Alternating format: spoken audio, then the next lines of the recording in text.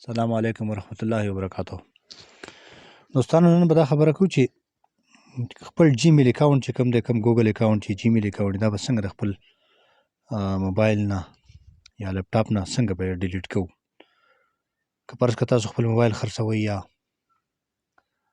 تاسو موبایل کې ډبل جیمیل وي، ډبل اکاونټونه وي، نو تاسو وغواړئ چې یو ته زه ډیلیټ کوم، نو هغه به څنګه ډیلیټ کوو. نن به درته دا طریقه ښیم.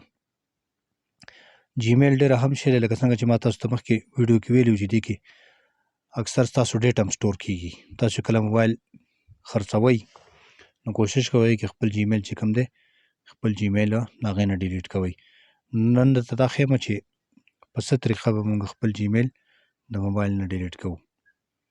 نو ټول نه مخکې به لاړ شئ، دا د جیمیل نه هم ډیلیټ کېږي، د ګوګل نه هم ډیلیټ کېږي، چې کوم تاسو ته اسانه یې هغې نه ډیلیټ کېږي. صحیح ده، خو زه ځم ګوګل ته.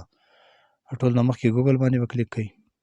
ګوګل ته څنګه لاړئ نو ښي طرف ته بر سر کې کوم چې ستاسو پروفایل تصویر دی، د جیمیل پروفایل تصویر، دې باندې به کلیک کوئ. دې باندې څنګه کلیک کړو او بیا به داسې کار وکړئ، دا ستاسو جیمیل دی، دغه د دې د ښي طرف ته دا کوم د تیر نشان چې دی مخکته طرف ته، دې باندې به کښته کلیک کوئ. چې څنګه کلیک کړو نو دا ستاسو څومره جیمیل چې دي دا جیمیل یې راواوښتې.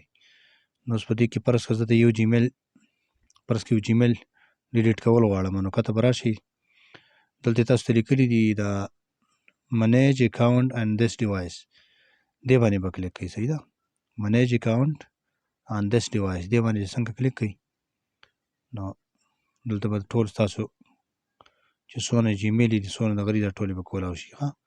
نو په دې کې فرض کړه تاسو کوم یو جیمیل غواړئ چې کوم جیمیل ډیلیټ کړئ، نو زه اوس فرض کړه دا جیمیل ډیلیټ کول غواړم، دا دې باندې به کلیک کوئ. دې باندې څنګه کلیک کړئ بیا به دلته راکړي داسې ورکړي دي دا ریمیو اکاونټ باندې به کلیک کوئ. ریمیو اکاونټ باندې څنګه کلیک کړئ نو دا دوباره راغی، دا دوباره یو کینسل دی، یو ریمیو اکاونټ دی، نو بیا تاسو به دوباره دا ریمیو اکاونټ باندې کلیک کوئ. نو په دې طریقه باندې به ستاسو دلته ستاسو نه اوس پین غواړي، د موبایل کوم پین چې دی، موبایل کوم دغه چې دی هغه به ورکوئ.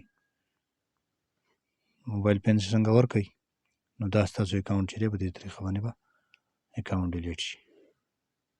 دا د اکاونټ ډیلیټ کېدو طریقه ده.